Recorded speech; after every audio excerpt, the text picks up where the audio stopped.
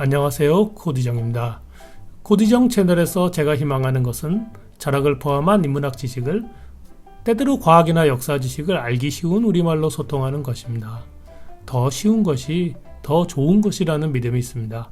항상 중학생 수준의 언어로 지식이 전해질 수 있기를 희망합니다.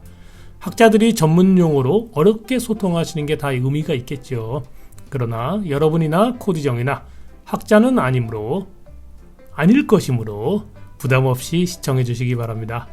형이상학이란 무엇일까요? 구독자 아모르님의 요청에 응답해서 형이상학을 설명해 보려고 합니다. 이게 굉장히 재미있고 또 매우 중요한 주제입니다. 기왕에 이토록 중요한 주제를 다루는 것이므로 가급적 낱낱이 살펴보고 싶습니다. 총 11개의 강의로 준비해 봤습니다. 제1강 만물은 변화한다에서는 형이상학의 가장 기초적인 정의를 살펴봅니다. 제2강 운동하는 물체에서는 공간을 다룹니다. 세계 그 자체, 형이상학의 대상으로서 우주가 등장합니다. 제3강과 제4강은 시간을 다룹니다. 제5강은 인간의 피할 수 없는 질문, 인간이라면 누구나 품게 되는 형이상학적 질문을 다룹니다. 제6강과 제7강은 칸트 이전의 형이상학의 역사를 다룹니다. 제6강은 존재의 본질에 대해서요. 제7강은 플라톤의 이데아에서 라이프니츠의 모나드까지 살펴봅니다. 제8강은 형이상학적 질문에 대한 칸트의 해명을 들어봅니다. 칸트의 형이상학이야말로 과거와 단절하고 현대 철학으로 들어오는 거대한 입구인데 어째서 그러한지 아주 흥미진진하게 살펴보겠습니다. 제9강은 도덕 형이상학을 다룬다. 제10강은 인공지능에게 형이상학은 과연 가능한가라는 흥미로운 질문을 다룹니다. 그리고 마지막으로 제11강에서 형이상학의 미래를 가늠해 보겠습니다. 형이상학이란 무엇인가에 관한 11개의 강의 모두 시청하신다면 형이상학에 대해서는 누구보다 더 정확하고 풍부한 교양을 갖게 되시리라 생각합니다.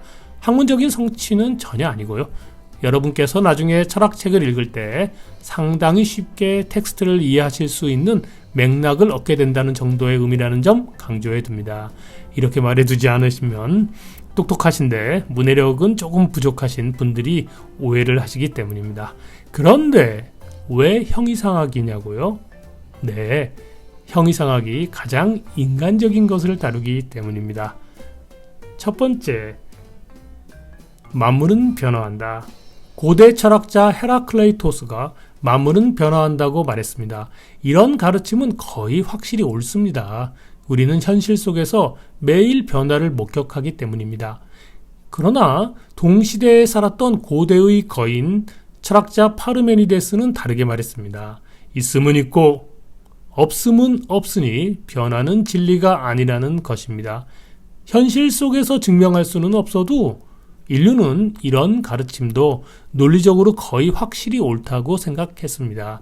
이 후자의 생각이 하나의 큰 덩어리를 이루니 그것을 일컬어 형이상학이라고 합니다. 확실히 모든 것은 변화하는 것처럼 보입니다. 우리의 경험이 그런 사실을 알려줍니다. 그럼에도 불구하고 인류는 변하지 않는 것을 생각합니다.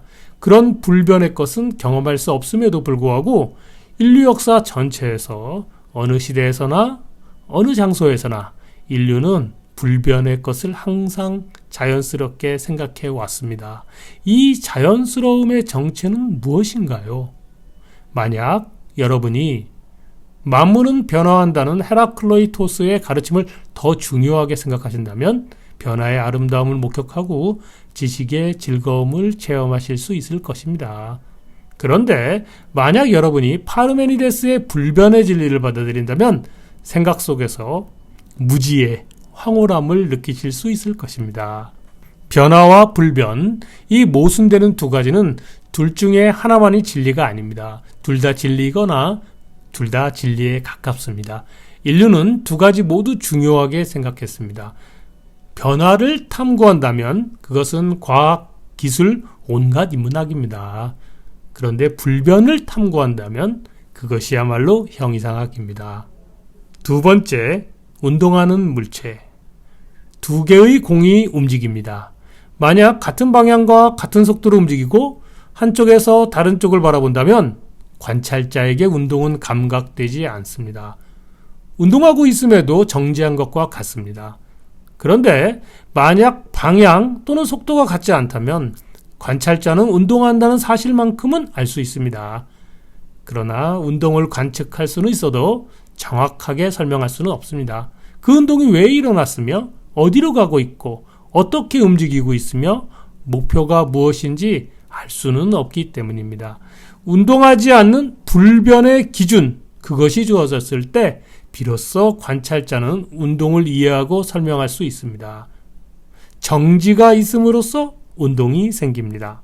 0점이 있음으로써 좌표계에서 운동이 해석됩니다. 운동을 알기 위해서는 정지가 필요합니다. 정지가 있기 때문에 운동이 있습니다. 너무 상식적인 얘기잖아요. 여기까지 생각이 이르자 그런데 인류는 피할 수 없는 질문에 맞닥뜨리고 맙니다. 도대체 무엇이 정지에서 운동을 일으켰을까?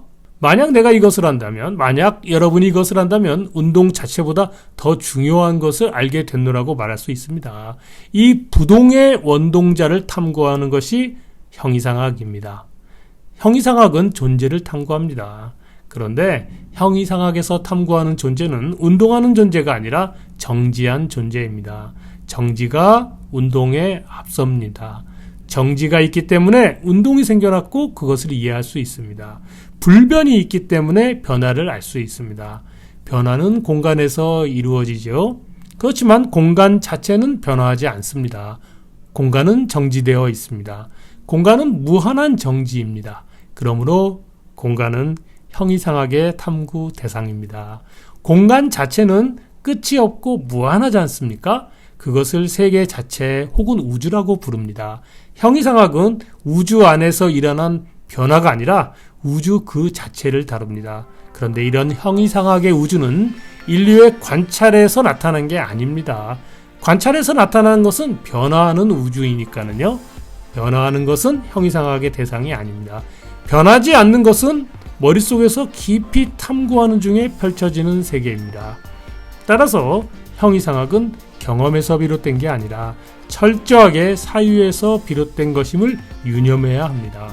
그러므로 형이상학의 대상은 사유물입니다.